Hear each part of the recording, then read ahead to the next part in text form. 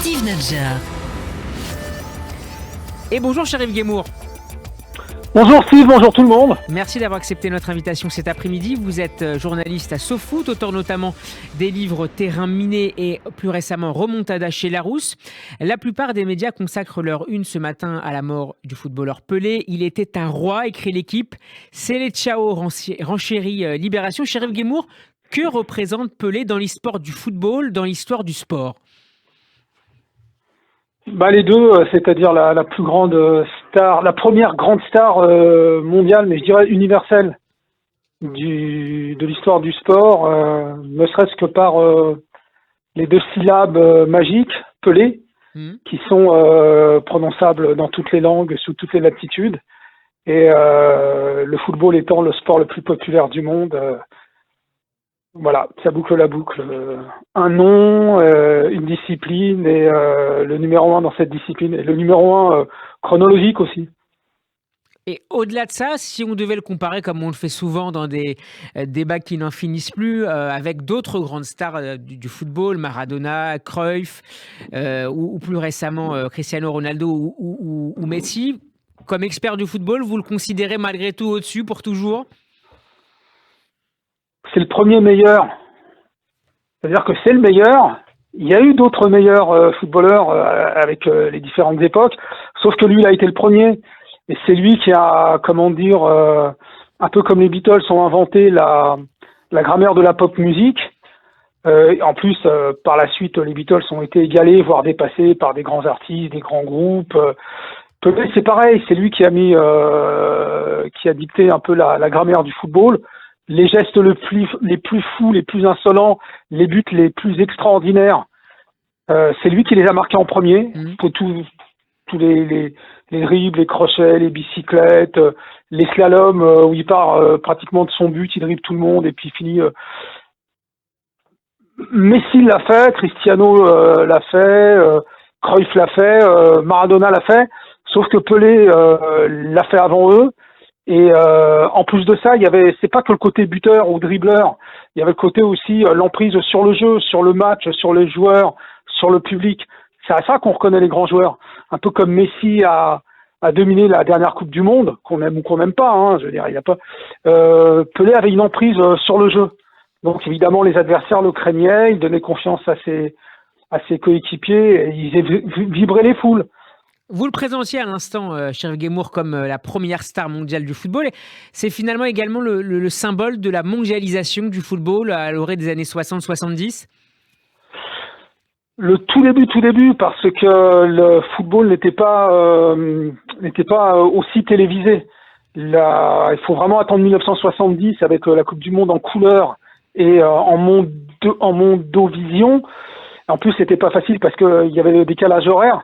Mais au début, c'était juste par la presse écrite, par quelques images, mais c'était aussi la magie de l'inconnu et du non-vu. On voyait pas Pelé, on connaissait son nom. Faut pas oublier qu'avant, l'équipe du Brésil, elle venait en Europe genre une fois tous les 10 ans. Donc c'est pour ça que les légendes du sport d'avant sont restées tenaces, parce que Pelé, on le voyait très peu. Alors justement, à ce propos, Pelé était venu jouer un match en France à Colombes en 1971 dans le stade Yves du Manoir. Vous êtes originaire de cette ville. Est-ce que vous l'aviez vu ? Vous étiez dans le stade ce soir-là ? Non, mais je me souviens, j'étais petit et tout le monde parlait de Pelé. Et en plus, c'était une époque où en face, c'était une entente complètement dingue, Saint-Étienne, Olympique de Marseille. Et par contre, je l'ai raté un peu plus tard parce qu'il était venu jouer avec le Cosmos New York contre le PSG. Oui. Et il s'était entraîné au stade de Colombes. Et on l'a su quelques jours après. Et comme c'était au beau jour, on allait souvent soit avec l'école, au collège, ou soit avec des copains à aller jouer. En fait, j'aurais pu le croiser. Mais je l'ai raté. Chérif, dans l'article que vous lui consacrez aujourd'hui sur le site de SoFoot, vous soulignez qu'il fut considéré comme une sorte de Moïse noir. Qu'est-ce qu'il représentait à la fois pour les Noirs ou les Afro-Brésiliens, mais plus largement pour le continent africain dans cette période de décolonisation ? Ouais, c'est lié parce que en plus Santos et l'équipe du Brésil sont allés jouer en Afrique dans les années 60. D'ailleurs, l'équipe du Brésil a joué un match contre l'Algérie au moment du coup d'État. C'est lié à l'histoire. Mais plus globalement, par rapport à la figure marquante de la communauté noire, et notamment de la diaspora mondiale, Pelé, quand il était petit, dans la maison familiale, il y avait la grand-mère qui, elle, avait connu l'esclavage. Donc ça l'a beaucoup marqué. Et c'est aussi, à titre personnel, il n'a jamais voulu aller sur le terrain racialiste, parce que ça le gênait. Et puis en plus, il était, il s'est longtemps cru considéré comme quelqu'un de pas très intelligent, enfin pas très cultivé, presque analphabète, et il se sentait pas en mesure de de porter un combat un peu militant. Lui, il n'avait que son talent, son sourire et sa bonté d'âme pour rapprocher les peuples. Il l'a très très bien fait. Très très bien fait. Cette absence d'engagement politique, on le lui a reproché parfois, et lui-même l'a regretté en ce qui concerne son absence de positionnement face à la junte militaire. Oui, mais il faut le rappeler, comme je le disais, qu'il est quasiment pas allé à l'école, donc il n'était pas capable de pouvoir s'exprimer comme certains footballeurs d'aujourd'hui.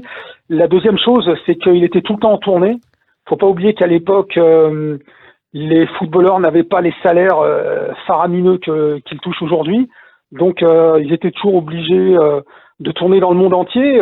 Ils jouaient pratiquement tous les 3 jours. Hein. Une fois que le championnat était fini, ils tournaient en Europe, en Asie, en Amérique du Sud, en Europe, en Afrique aussi un peu, je viens de le rappeler. Donc, il n'avait pas le temps de se plonger là-dedans. Et il raconte dans son autobiographie que quand ils se sont tous retrouvés entre copains de l'équipe du Brésil à la Coupe du Monde 1970, c'est là qu'il a commencé à entendre parler. Il avait déjà entendu parler des premiers entre guillemets méfaits de la junte militaire, c'est-à-dire les tortures, les enlèvements et les exécutions. Il n'était pas au courant auparavant, alors que les militaires sont arrivés au pouvoir en 64. C'est vous dire à quel point il était déconnecté. Après, il n'était pas idiot. Il savait qu'il y avait une chape de plomb qui s'était abattue sur le pays. Qu'il y avait un climat de pesanteur, on exilait pas mal d'opposants politiques. Tout ça, il le savait, mais je dirais qu'il n'était pas conscientisé. Mais c'est venu par la suite. Et de toute façon, en plus, lui, il souffrait du complexe du petit noir pauvre. Il se définissait lui-même ce qu'on appelle un criollo. Criollo, c'est un terme très péjoratif pour dire le petit noiro, le petit noir. Et lui, c'est comme ça qu'il se vivait. Donc, il avait, grâce à son talent et ses succès, il avait eu accès à la bonne société brésilienne, mais c'est un univers totalement blanc où il savait qu'il n'avait pas exactement sa place. Donc, fallait pas trop lui en demander. Lui, il vient du Brésil d'avant, très marqué par la ségrégation. Oui. Il n'a pas de discours articulé. Et faut le comprendre, c'est une autre époque. C'est une autre époque. J'ai en mémoire un formidable papier que vous aviez consacré à la fois au Brésil et à Pelé, dans lequel vous expliquez que le Pelé de la fin des années 50 et des années 60, c'est aussi le symbole d'un nouveau Brésil, justement, qui est en train de s'écrire sur le plan de la culture, sur le plan de la musique, sur le plan de l'architecture, sur le plan du cinéma aussi, je crois. Dites-nous en un mot. C'est 1958, quand le Brésil gagne sa première Coupe du Monde. C'est contemporain d'une ère démocratique qui n'a pas duré longtemps, hein. C'était le président Kubitschek et qui a voulu moderniser le pays. Alors son slogan c'était 10 ans pour une année, c'est-à-dire on se donne au lieu de se donner 50 ans pour moderniser le Brésil, on va faire ça en 5 ans. Donc il y a eu le projet de construction de Brasilia, la nouvelle capitale du Brésil. C'était symbolique parce qu'avant, le Brésil n'existait que par sa côte, par son littoral. Et là, il y a eu une conquête de l'intérieur, c'est-à-dire l'intérieur du pays. C'était un peu la nouvelle frontière, voilà. Pour paraphraser Kennedy, c'était la nouvelle frontière du Brésil. Et surtout, à l'époque, en 58, quand le Brésil gagne la Coupe du Monde, c'est le début de la bossa nova. Avec João Gilberto, Chega de Saudade, et puis toute la bande des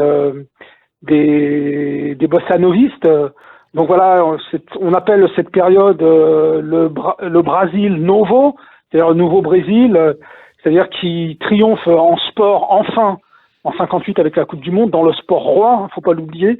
Il y a la musique, la bossa nova qui révolutionne la musique jusqu'au jazzman américain. Et puis donc voilà, il y a l'architecture avec Niemeyer évidemment, qui construit, enfin qui dessine les plans et certains grands immeubles gouvernementaux de Brasilia.